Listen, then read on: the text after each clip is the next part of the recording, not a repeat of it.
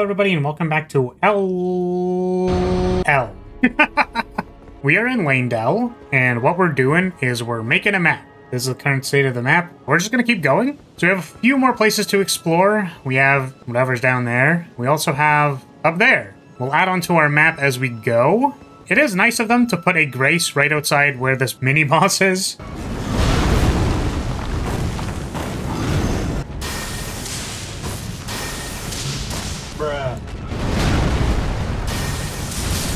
Oh my god.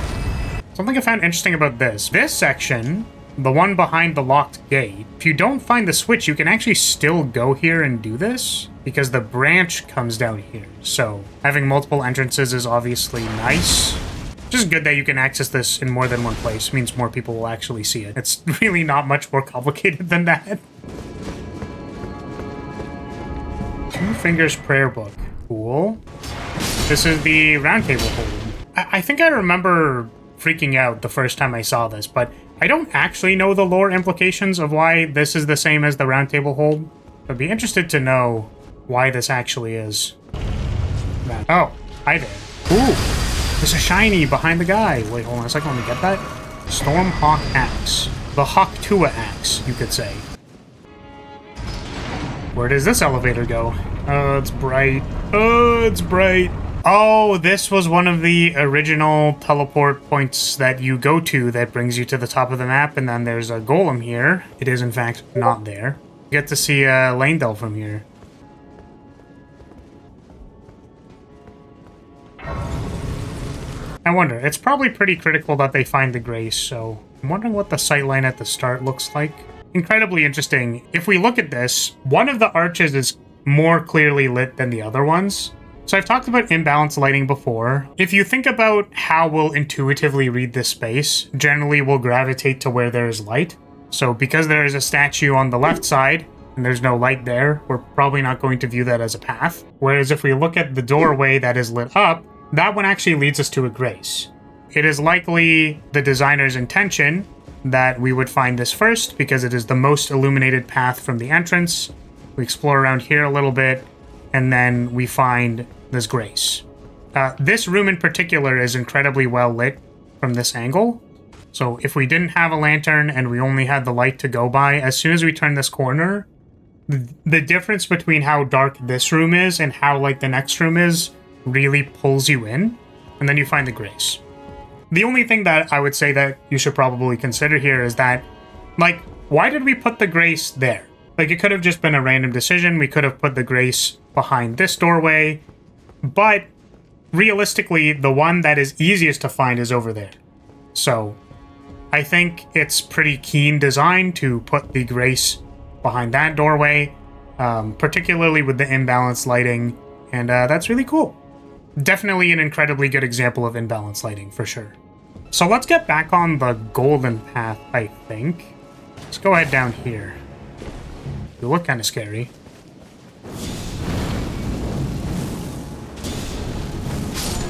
Well, this guy...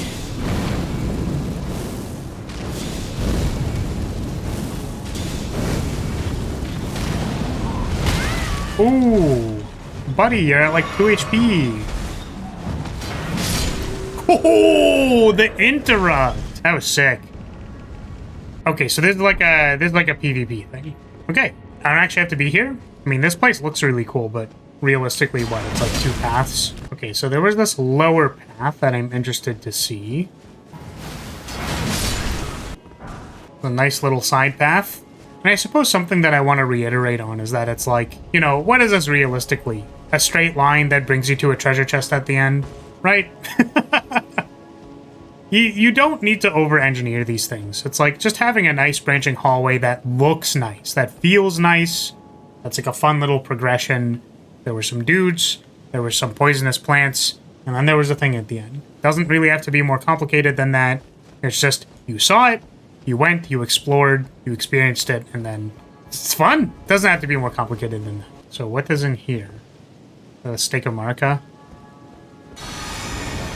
Ah. Hello. Probably not great that I'm in this boss fight with very minimal resources. Okay. Yeah, I could have expected that one. Okay, well, boss time, I suppose. Very kind of them to leave a stake of Baraka here. I do find the Dark Souls runbacks kind of interesting because it certainly gets annoying after a while to need to run back to the boss, but something I always thought was interesting about the design of it, at least by perceived design. Aside from needing to fight any enemies on the way up there, it's kind of like a mental reset point process about like how you lost the boss battle and then like get back to the boss and then actually try again. Forcefully imposing that on a player is maybe like not what they want. Like let's say someone who just like wants to get back into the action, like they're primed, they're ready to try again, they don't need that mental break. Having the Stake of America is valuable. And I think like any player that actually needs to take a mental break will probably do so, but you never know. I think there's something nice about imposing that at the level design level. Maybe someone could say that it's just wasting their time, but I think there's a value to it.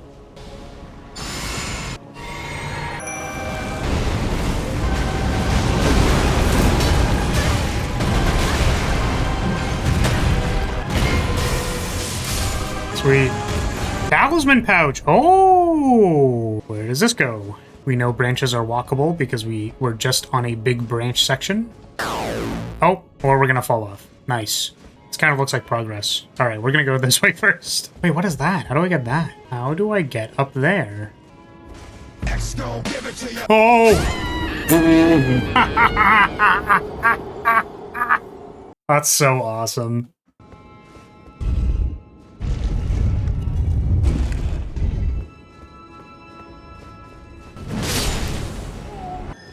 Oh, there's a beastie here. Oh, and there's a Crucible Knight.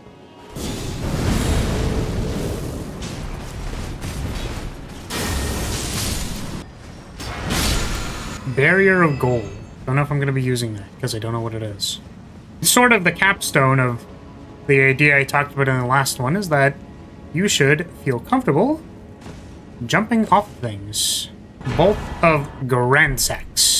40 dexterity. Oh my god. We'll put that in the maybe column for a bit, and we'll see if we want to come back to it. I am very curious how you get over there, but maybe we'll find it later. Oh, never mind. Maybe it's just right here. Aha! I see. Well, never mind. We found it immediately.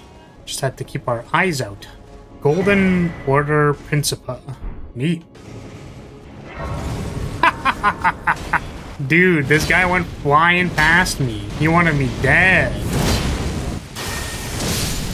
And I'm pretty sure that is up to the big boss fight that we saw at the start. We can actually probably, if we go over here, we can see that little crack over there. Can you believe we went through making this entire map?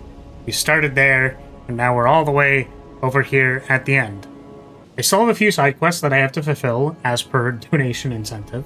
So I'm going to go prepare to do those for next time, and I think we're going to end it here. So what I'm going to say is, if you're still here, hey, thank you so much for watching. Thank you for being here. Appreciate your support as always.